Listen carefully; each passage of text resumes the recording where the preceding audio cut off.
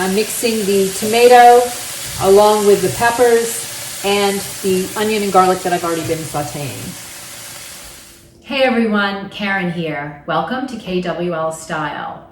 On my channel, I'll be posting videos with simple cooking. I'll also be sharing tips for organizing in the kitchen and around the house, along with some other lifestyle content.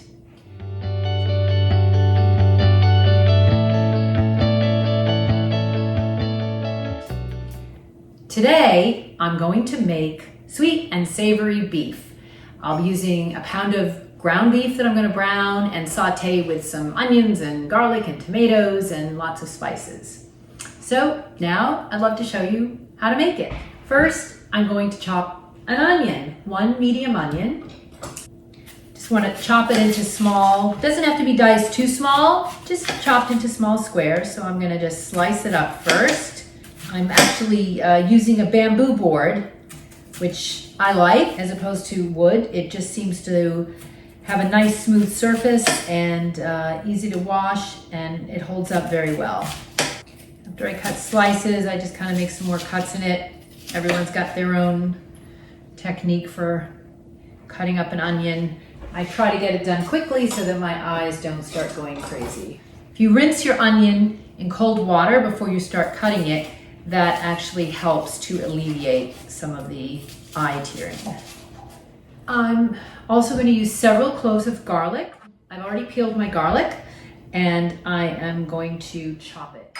To save time, you can buy garlic that's already peeled or just takes a few minutes to peel it yourself. So we have our onion and our garlic, and we also use grape tomatoes. I personally really like the Sunset Angel Sweet tomatoes. They are so sweet and delicious. I use about 12 ounces. If you get them in a large package, it's usually about 1.5 pounds. You use about half of that package. And I just cut them in half. Seems to cook a little better and work better in the recipe to have them cut versus whole. Next, we're going to prepare the ground beef. I use 1 pound, a brick of ground beef. Okay, I'm using a non-stick pan, but just before we turn it on, I'm going to rub a little bit of canola oil in it. You can use canola or vegetable oil. I prefer not to use olive oil for this purpose because of the smoke point. Olive oil smokes at a lower point than vegetable oil or canola oil. Then I set my heat to medium and let the pan get hot before I put the meat in. Now, my brick of beef is 93% lean. That's what I prefer. So it browns really well and you don't get too much fat. I'm gonna let my pan get hot. And my pastry buddy knife, this is actually for cutting pastry, for cutting dough, but I find that it works really well to break up the meat in the pan. Once the pan is hot, I'll put the beef in and I'll use the knife to first separate it into large chunks and then into smaller chunks, which I will show you. Now I'm going to put in the meat. Okay, now I've got my meat in the pan and I'm going to use my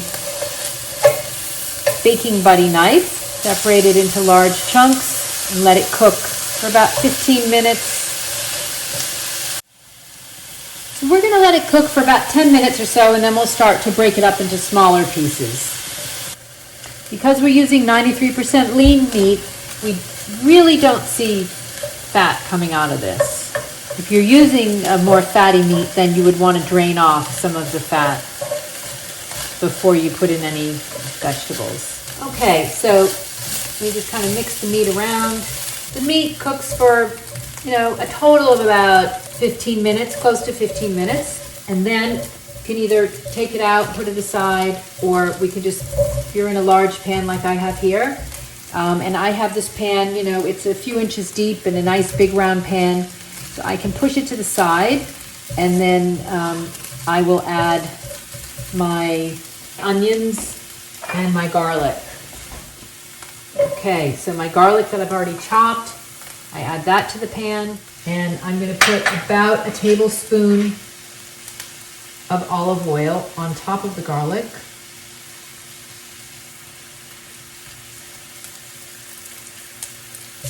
Mix that around a little bit. And I'm going to add my onion.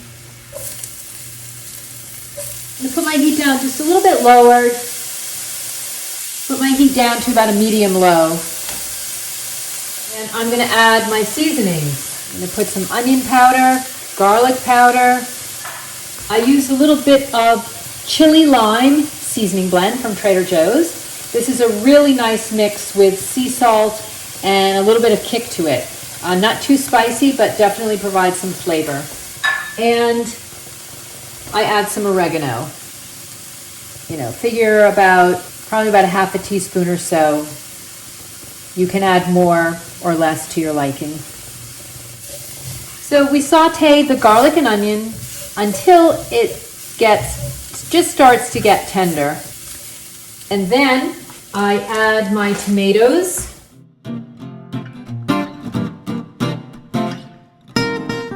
And then we also add peppers. I like this nice frozen blend of roasted bell peppers and onions that I get from Trader Joe's. I use about half a bag for a pound of ground beef. You could also just cut up a couple of a red pepper and either a yellow or a green, but I like this blend. It's just fresh cut peppers in the freezer, so I can keep it on hand and take it out whenever I want to use it. So I'm going to put these peppers also right into the pan. And I'm mixing the tomato along with the peppers and the onion and garlic that I've already been sauteing. And you might notice that to mix this around, I'm using this very nice silicone spatula. This is actually a Rachel Ray product. And no, I'm not getting any sponsorship for anything, especially this is my first video. But I really love this. I was looking for just a basic rubber spatula, and I found this in a set of 3. This is the largest one. And it's great because it's stiff enough that, you can really get under things and pick things up, but it's very flexible. It's just very easy to scrape things up or slide things off, whatever you need to do. And it's got just a very slight spoon shape to it. So I love this one. As I said, this is the largest of 3. And each and every one of them are super handy and dishwasher safe. So once we put in the tomatoes and the peppers, we give it a good mix, and then we're going to cover it and cook on medium-low. So we cover it, cook it on medium-low until the tomatoes start to get tender and soft. We'll check it and stir occasionally over a few minutes. Once the tomatoes are a little bit tender and soft, we're going to add a 1/4 cup of wine. I have here a blend. This one is Cupcake, very nice. You can use any red wine of your choice, or you could substitute with a red wine vinegar. We're also going to be putting in some ketchup. I personally like Sir Kensington's. It's got a nice flavor to it. We will also be adding Maine Craft Ale Grill Sauce, which is a super product from Stonewall Kitchen. And this has a really nice little bit of a tangy taste.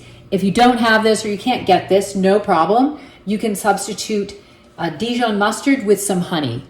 And that will give you, not exactly the same, but that will give you a very nice flavor. But we're not going to add those yet. We're going to wait until the tomatoes and peppers get a little more cooked with the rest of the mixture. Okay, I'm just going to check it and give it a stir.